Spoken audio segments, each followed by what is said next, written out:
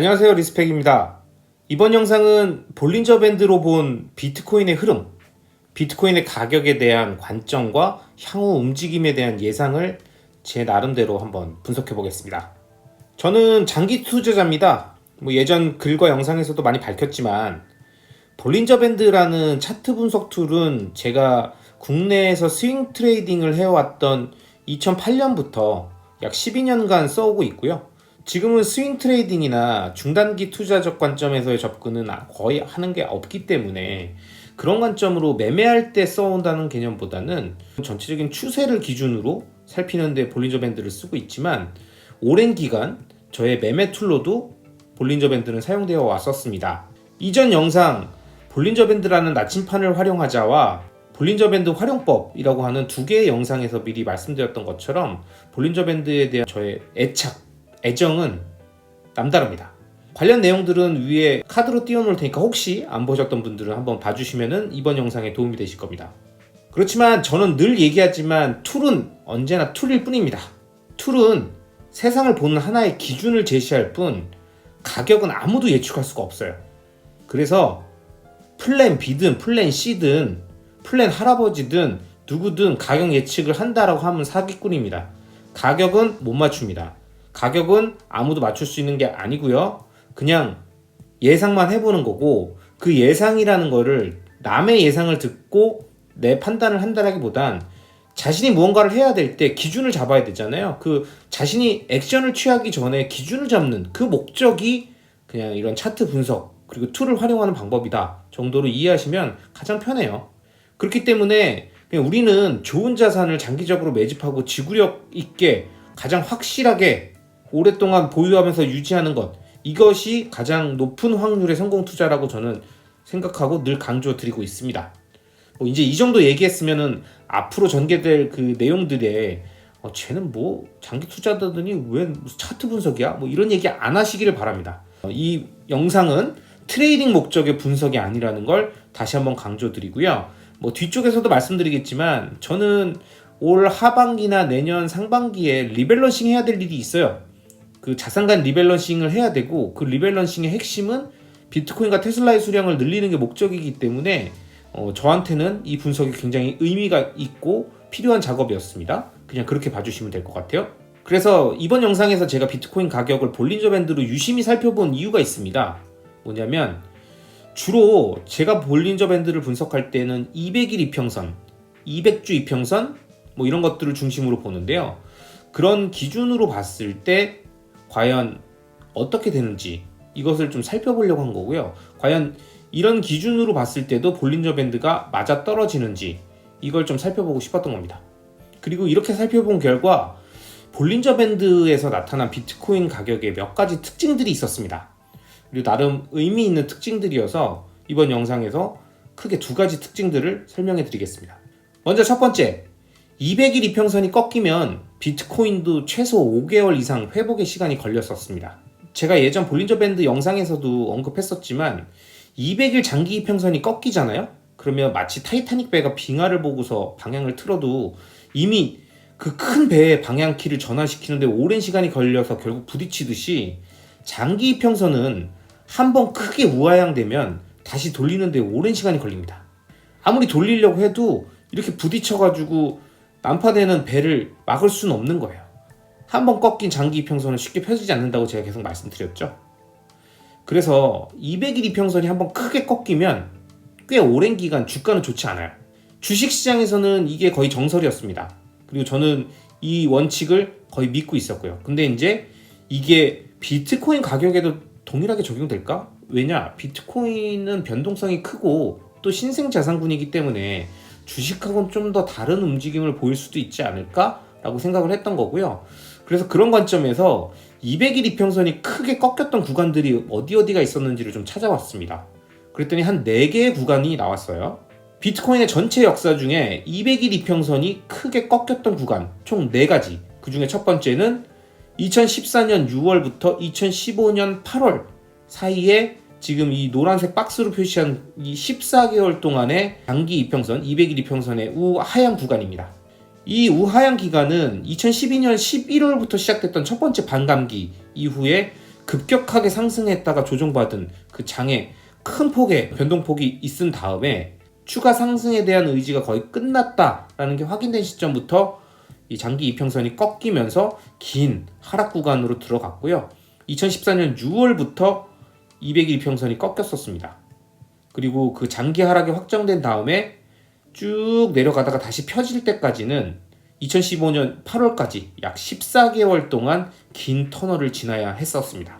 이 노란색 박스 구간이 지나가야 그래프에 하얀색으로 표시되어 있는 200일 이평선이 다시 터널 언더에서 쭉 올라가고 그 위에 빨간색으로 표시되어 있는 볼린저 밴드 상단과 하단이 쭉 같이 벌어지면서 대세 상승을 다시 시작하는 그 장면을 보실 수 있습니다. 두 번째, 200일 이평선이 우하향됐던 구간입니다. 2018년 6월부터 2019년 5월까지의 약 11개월 이 하락 구간이 있습니다. 이 하락 구간도 지금 표에 표시한 것처럼 나와 있는 노란색 박스 구간인데요. 이때는 두 번째 반감기가 있었던 2016년 7월 이후에 쭉 똑같이 첫 번째 반감기 이후 상승장처럼 대세 상승을 했다가 다시 급락한 상황, 그 다음에 그 이후에 장기 이평선이 꺾여진 상태에서 쭉 11개월이 지나서야 다시 장기 이평선이 펴졌었습니다. 이 11개월 동안 이 우하향되어 있는 그래프 동안에는 긴 터널이었던 거죠. 하락의 터널들이 끝나고 즉 급등하면서 다시 장기 이평선이 되돌려졌는데요.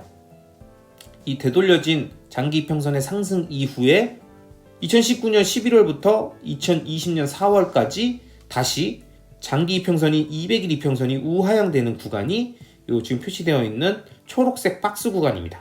이 기간은 좀 특별합니다. 또 다른 반감기가 도래하기 전인 2019년 5월부터 약 11개월간 하락했던 긴 하락 추세, 우하향되어 있던 그 추세, 이 노란색 박스에 있는 구간이죠. 그 구간의 하락을 강하게 되돌리는 상승이 나온 이후에 이제 다시 하락하면서 200일 이평선이 또 꺾인 건데요.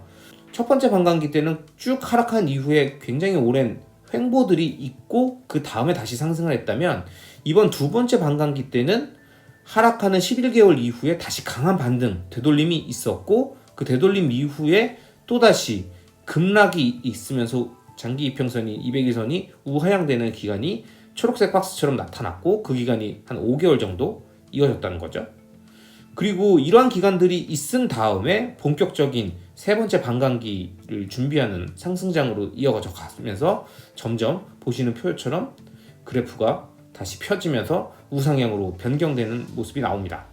그리고 세 번째, 2022년 2월, 즉 올해 2월부터 올해 6월 현재까지 총 4개월간 진행 중입니다. 4개월간이라고 되어 있지만 아직 6월 초이기 때문에 3개월 조금 지난 상태라고 볼 수 있을 텐데요. 지금도 이 그래프에서 보시는 걸로 보면 장기 이평선이 200일 이평선이 굉장히 크게 꺾여 있죠.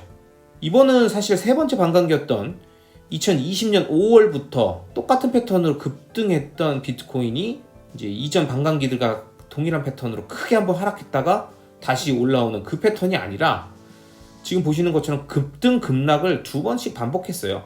그래서 도대체 어떤 흐름으로 가는 건지를 예측할 수 없을 정도의 좀 혼돈을 주고 올해 2월부터 200일 이평선이 좀 강하게 꺾이면서 이제 하락 국면으로 정확하게 들어가는 게 맞겠구나 라는 것들이 지표상에서도 좀 확인됐었다 라고 보면 되는 것이죠. 그럼 위에서 제가 말씀드렸던 총 3번의 반감기 이후에 200일 이평선이 꺾였던 구간에 대한 것들을 다시 한번 정리하면 이 표와 같습니다.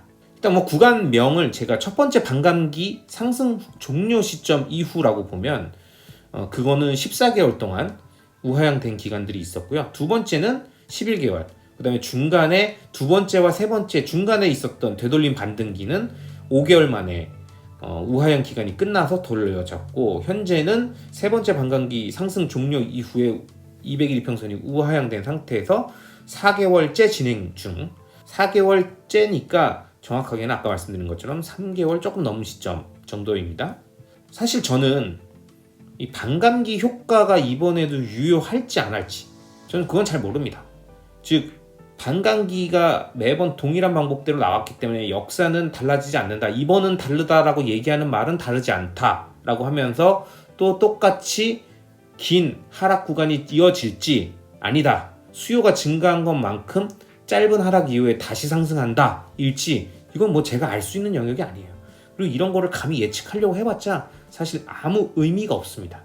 이 분석에서 제가 받았던 인사이트는 그냥 단순해요. 비트코인도 역시 200일 이평선이 꺾이면 최소 반년 정도는 지나야지 정상화가 되는구나, 이겁니다. 두 번의 반감기, 그 다음에 그 반감기에서 세 번째 반감기로 오기 직전에 있었던 가장 짧았던 200일 이평선이 꺾여 있었던 구간도 지금 이 표에서 보신 것처럼 5개월 동안은 꺾여 있었죠. 그러니까 무슨 얘기냐면 아무리 급반등을 이뤄내는 상황이 생기더라도 그 급반등에 의해서 바로 상황이 전환되는 것이 아니라 다시 되돌림이 있고, 그 되돌림 기간의 우하향이 짧게 나오더라도 5개월은 나온다. 한번 즉 꺾이면, 제대로 꺾이면 5개월은 걸려야지 정상화 된다라는 겁니다. 근데 이 얘기는 뭐 지나고 나서 보니까 당연한 얘기예요. 왜냐하면 어떤 자산이나 종목이든 볼린저 밴드에 200일로 이평선 세팅해 놓고서 보면 보조지표의 구성 원리가 동일하니까 자산의 종류와 상관없이 비슷하게 나와야 정상이었거든요. 근데 정상으로 나온 거죠. 그러니까 비트코인 같은 변동성 큰 자산, 그 다음에 신생 자산군이어도 결국 긴 시계열로 보면 주식이랑 비슷하게 200일선이 우하향된 그래프를 정상화하려면, 되돌리려면 최소 반년은 필요하다. 이 기본 원리에서 예외가 아니었다라는 사실을 확인했다는 겁니다. 이 예외가 아니라는 게 되게 중요해요. 왜냐면 비트코인은 예외다, 아니면 2번은 다르다, 뭐 이런 식의 예외 조항들을 자꾸 만들려고 하는 경우들이 있거든요. 우리가 분석을 하거나 다른 사람의 분석 결과를 보다 보면. 근데 그렇게 예외 상황들을 계속 열어주다 보면 사실은 분석 하나만 하거든요. 분석을 하는 이유는 기준을 잡으려고 그러는데 기준이 아니다라고 얘기하면 그 기준을 왜 잡습니까? 아무 의미가 없잖아요. 어차피 이걸로 매매를 할 게 아니면 기준은 기준답게 써야지 의미가 있는 거예요. 그래서 저는 그냥 그 기준답게 쓰는 관점으로 지금 분석 내용을 말씀드리고 있는 겁니다. 그래서 아마 지금 시장에서는 이럴 거예요. 지금 저점이라고 보는 사람들 입장에서는 뭐 다른 분석 결과들에 의한 결과였겠지만, 어쨌든 볼린저 밴드 기준으로 보면은 지금 3개월 조금 넘어서 4개월째니까 향후 1, 2개월 후 정도면은 이제 상승이 다시 전환될 수 있는 시점, 즉 그 우하향돼 있던 그래프가 다시 급반등되면서 꺾여서 우상향으로 변경될 수 있는 상승 시점이 올 수 있다라고 얘기를 하는 걸 거고, 정상적인 반감기 상승 이후의 흐름을 보인다, 이번에도 다르지 않을 것이다 라고 얘기하는 사람들은 야, 앞으로도 최소 8개월 정도는 더 지켜봐야 돼, 섣불리 상승을 예상하지 마, 겨울 춥다, 이렇게 얘기한다는 거죠. 참고로 주식 같은 경우도 200일 이평선이 꺾이면 정상화될 때 한 6개월에서 12개월 정도가 걸립니다. 그러니까 뭐 그냥 그 정도는 당연한 거라고 보면 돼요. 그것보다 더 짧은 구간으로 바꿔놓으려면 진짜 완전 씹스캠 아니면은 뭐 말도 안 돼, 뭐 밈주식 뭐 이런 거 아니면 안 될 거예요. 두 번째 인사이트, 200주 이평선이 닿아야 하락이 끝나고 새로운 추세가 시작된다 입니다. 이거는 뭐 많은 분들이 분석 내용에서도 말씀 주셨던 내용이 있습니다. 뭐 그런 부분들을 저도 다시 한번 확인한 건데요. 위에서 제가 설명드렸던 게 200일 이평선의 일봉을 기준으로 봤었을 때 총 4번의 200일 이평선이 우하향되는 구간이 있었다고 그랬죠. 즉 하락이나 조정 구간들이 있었는데 그 구간들의 공통점이 있습니다. 뭐냐면 각 구간별로 200일 이평선이 다시 펴졌던, 즉 200일 이평선이 우하향되어 있던 게 다시 펴지면서 회복했던 그 기간은 틀렸죠. 14개월, 11개월, 5개월, 그 다음에 지금 현재 4개월째 진행, 틀렸지만 특징은 모두 200주 이평선에 닿아야지 그 하락 구간이 끝났다는 거예요. 이게 굉장히 중요한 의미를 갖고 있습니다. 보면 지금 요거는 첫 번째 비트코인 반감기 이후에 시세 상승 이후에 우하향되어 있었던 그 그래프의 주봉 그래프입니다. 200주 평균 이평선 기준으로 되어 있는데요. 보면은 요 그 흰색으로 되어 있는 선 부분이 200주 이평선이죠. 그 200주 이평선에 닿는 구간이 나타난 거죠. 요 노란색으로 박스 쳐놓은 구간들은 요 200일 이평선 기준으로 하락했다라고 했었던 우하향되어 있던 그래프에 그 박스가 그대로 적용되고 있는 겁니다. 그리고 두 번째 반감기와 세 번째 반감기 사이에 있었던 짧은 조정 구간인 초록색 박스, 이 두 가지를 같이 보시면 둘 다 200주 이평선에 닿고 끝났죠. 그리고 초록색 부근에서의 조정일 때는 급락 한번 하면서 강하게 200주 이평선을 깨고 밑으로 내려갔던 구간들도 있었습니다. 근데 어쨌든 그게 그 해당 주 안에 좀 급반등이 일어나면서 정상화되면서 200주 이평선을 기준으로 어느 정도 지지받는 모습을 보이면서 다시 상승하는 흐름들을 보여줬죠. 즉 정리하면 앞선 총 3번의 200일 이평선이 꺾여 있었던 그 하락 구간에서 200주 이평선 기준으로 보면 모두 3번 다 그 200주 이평선 부근에서는 저점 매수가 강하게 들어오면서 하락 구간이 마무리되고 다시 상승으로 전환됐었다라는 겁니다. 그리고 200주 이평선을 크게 이탈했던 아까 설명드렸던 2019년 11월부터 2020년 4월의 하락 구간에도 지금 제가 동그라미 원으로 노란색 원으로 표시한 부분처럼 결국 최저점을 기록했던 구간에서 다시 상승 추세로 전환이 됐죠. 그러니까 길게 꼬리 달고 밑으로 꺼졌다가도 그 해당 주만에 바로 저가 매물 매수세가 들어오면서 쳐 올렸다는 얘기입니다. 그리고 이제 지금 현재죠. 현재 2022년 4월에 그래프를 보면 200주 이평선을 아직 닿지는 않았어요. 이탈은 당연히 안 했죠. 어느 정도의 갭을 갖고 있지만 200주 이평선을 향해서 가고 있는 그래프이긴 합니다. 이 200주 이평선을 향해 가고 있다라는 이 그래프의 결과가 제가 마지막으로 내는 결론하고도 연결이 됩니다. 일단 뭐 결론에서는 제가 감히 비트코인의 흐름을 한번 예측해 보겠습니다. 1개 블로거, 1개 트위터리안, 1개 유튜버인 저 리스펙이 감히 비트코인의 흐름을 예측해 보겠습니다. 무슨 의미죠? 아무 의미가 없다 이거죠. 저는 플랜 B, 플랜 C, 플랜 A도 아닙니다.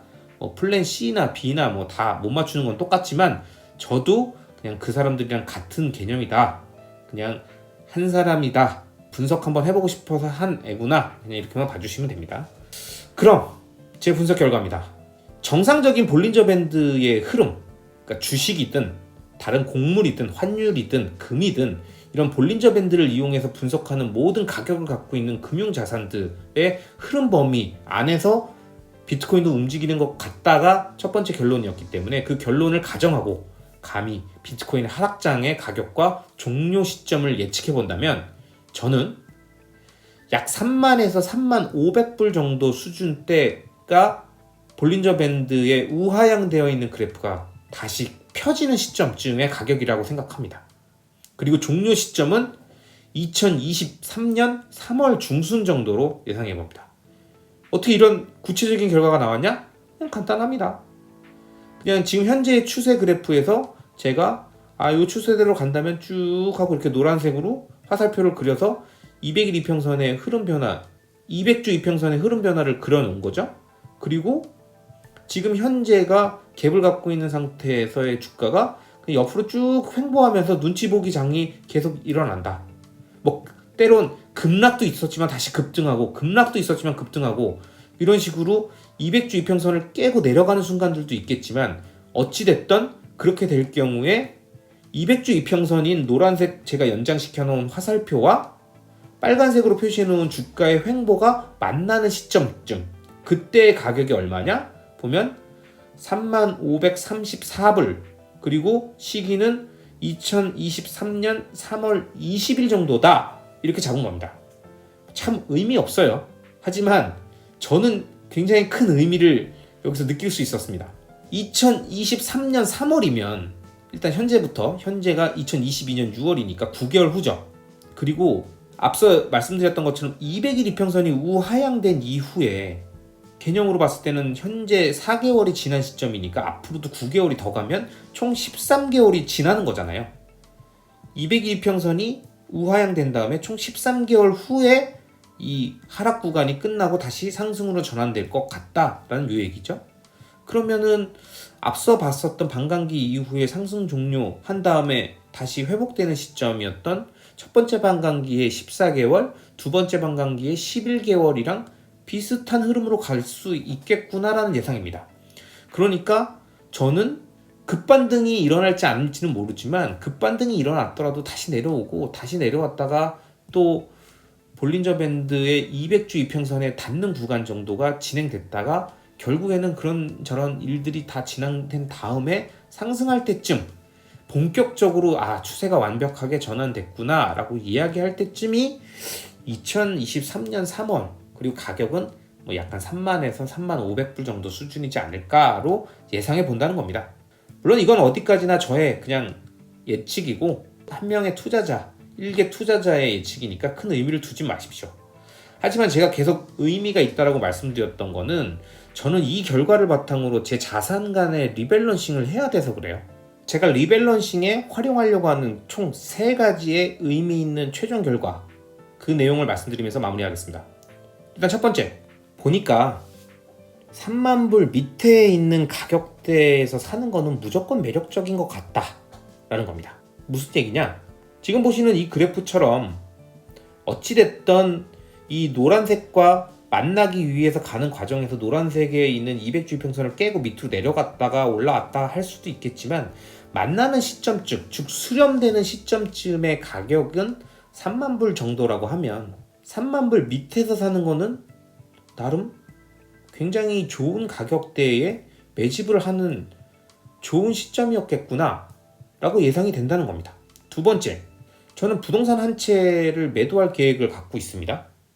그 이유는 비트코인과 테슬라라고 하는 금융자산들의 급격한 하락, 그리고 부동산은 아직 상승 추세를 유지하고 가격이 많이 빠지지 않고 오히려 한 번 더 상승할 타이밍을 갖고 있다고 보기 때문에, 그러한 상태에서는 금융자산과 부동자산의 밸런스가 좀 비율상 더 벌어질 수가 있기 때문에 부동산 한 채를 과감하게 좀 매도해서 금융자산의 비율들을 좀 맞춰주는 리밸런싱을 진행할 계획이 있었는데, 그때 올해 하반기 또는 내년 상반기 정도에 부동산을 매도한 다음에 비트코인을 매수해야겠다라고 생각을 하고 있었는데, 이번 분석 결과를 보면 그런 전략이 나쁘진 않은 것 같습니다.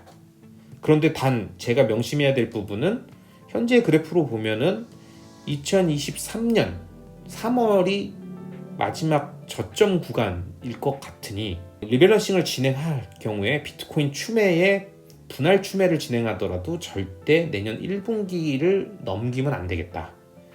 그러니까 부동산을 올해 하반기에서 내년 상반기 안에 무조건 팔고 그 다음에 분할로 비트코인을 매수하되 1분기 안에 매집을 끝내야 되겠다, 그런 거고요.